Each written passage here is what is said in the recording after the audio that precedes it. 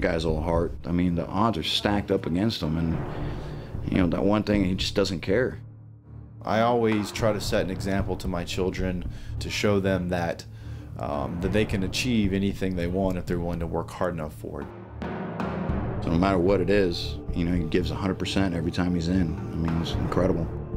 No matter what you think is wrong with you or difficulties that you face, whether they be physical, mental, financial, whatever they may be, there's always a way.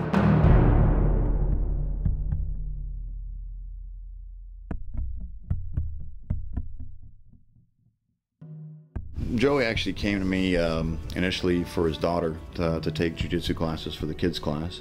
We got to talking. He was in 82nd Airborne Division. I found out that Alan and I both served at Fort Bragg a number of years ago, and we were both deployed overseas generally around the same time frame. Then we started talking a little bit more and kind of get to know more about his history. You know, there's no way I could turn that down. I mean, there's absolutely, you know, it's definitely, it's the duty, it's a responsibility, is, you know, from, you know, one soldier to another. Alan Shabaro is an amazing individual. He is one of the highest ranking Brazilian Jiu-Jitsu instructors I've had the fortunate opportunity of meeting. Jiu-Jitsu is actually grappling primarily on the ground. It's a self-defense martial art. In competition you can win by points or by submission. Alan approached me and asked if I ever had any interest in getting back into training. I just told him, you know, if you ever, you know, want to actually start trying it again, you know, I'll do my best. You know, I never done, this will be something completely different. I've never done anything like it. From there, it's pretty much blossomed into a friendship that is tied in with a camaraderie of training and student with Brazilian Jiu-Jitsu. It is very difficult when you start out because you're basically a beginner. You are a beginner and you don't really have an understanding of what's happening and how to move your body properly. So you end up getting choked and submitted quite often, which can be frustrating.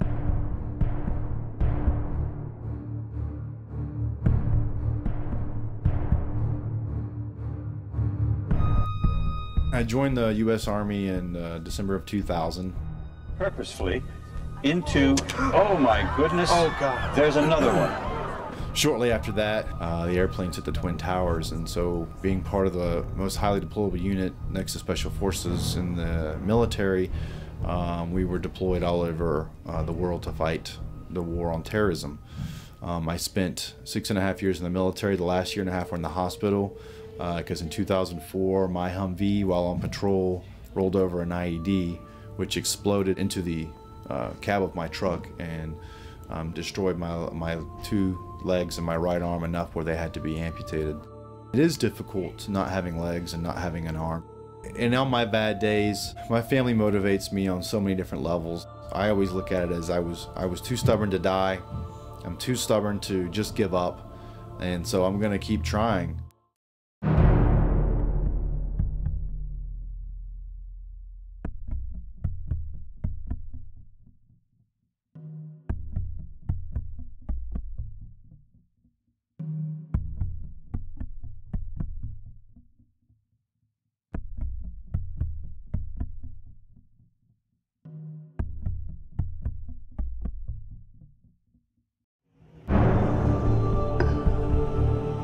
He doesn't see himself as, you know, someone who was taken out of the fight or something else, and basically just, you know, one of those guys that, you know, stuck his middle finger up, you know, to all the terrorists that try to kill him, say, hey, I'm still alive, I'm still kicking, and, you know, and I'm still here.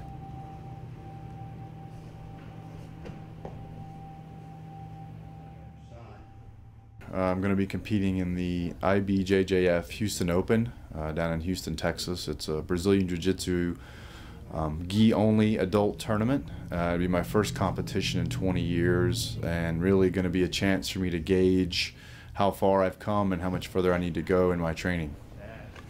I'll be honest with you. You know, hoping for the best, and the worst that's going to happen is that we learn from mistakes and he's going to come back and do the next one. I really don't find any possible way that this guy's going to quit. What do you think prediction-wise is going to happen in Houston this weekend? I'm going to win every match in Houston this weekend.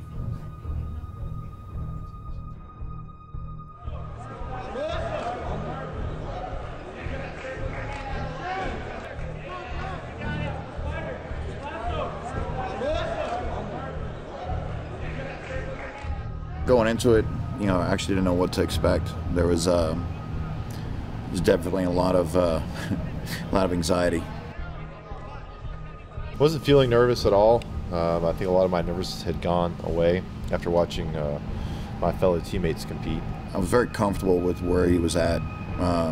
Knew that he wasn't going to get injured, or you know, that was the main priority. Is, you know, make sure he doesn't get injured. The other guy that was competing against, I'm sure, was, you know, out of his element as well, because there's a lot of dangers. You know, he can't go after both arms. He has to go after one arm, and I'm sure that kind of like threw him off as well.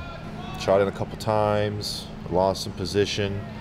I ended up getting caught in an armbar right off, like in the first probably minute of the match, and was able to fight that off. And we went back to standing and shot in a couple more times. I ended up getting his ankle one time and was trying to put in an ankle lock. Unfortunately, he got away from that, and then finally got him a takedown and got pulled into his guard, and that was pretty much the end of the match. It was a very fast 5 minutes. I learned a lot about how to be even more better prepared, more things to work on to continue to improve my jiu-jitsu game. And how would you grade his overall performance then? And what were maybe some... I couldn't have been happier. Yeah, I told him, I mean, that's one of the most proud moments I had as a coach. You know, just he went out there and gave it his all. That's the only thing I'm asking for is, you know, when with me, just give me 100% effort, and I'll give you 100% effort at the same time. Well, victory is always the goal, so I'm not exactly happy that I didn't at least win one match, if not all of the matches. But I wasn't dissatisfied with my performance. I felt like I did everything I could do on the mat that day. You know, he went out there and, you know, he stuck to his game plan and listened to everything I was saying. I mean, honestly, I couldn't be happier with it. It's something definitely we can learn on. Overall, the experience was a very, very good one. I really don't find any possible way that this guy's going to quit. He's going to come back, and he's going to come back more hungry. He's going to come back wanting more. What advice would you have to most likely young people about the whole message of believing in yourself and overcoming adversity and never quitting? This is what I tell my own children, and some days are going to be good days. Some days are going to be bad days. Some days you're going to be a great person. Some days you're not going to be such a great person. What really matters is that every single day you give your 100% best, because there are ups and downs in life, whether you're rich or poor, fortunate or unfortunate, however the cards may fall in your favor. If you give your 100% best, in the end you will be successful in anything that you try to do. Yeah, he's a huge inspiration, not just to me, but to pretty much anyone he meets. And I'm just very grateful that he's actually come into my life, and, you know, we've actually managed to become friends, and, you know, he's one of my athletes. True happiness, I believe, is when you are out there trying to achieve your goals and giving 100%. And if you do that, then you'll be happy. So don't just settle with something that doesn't meet your standards. Go out there and find it, and keep training, keep working hard.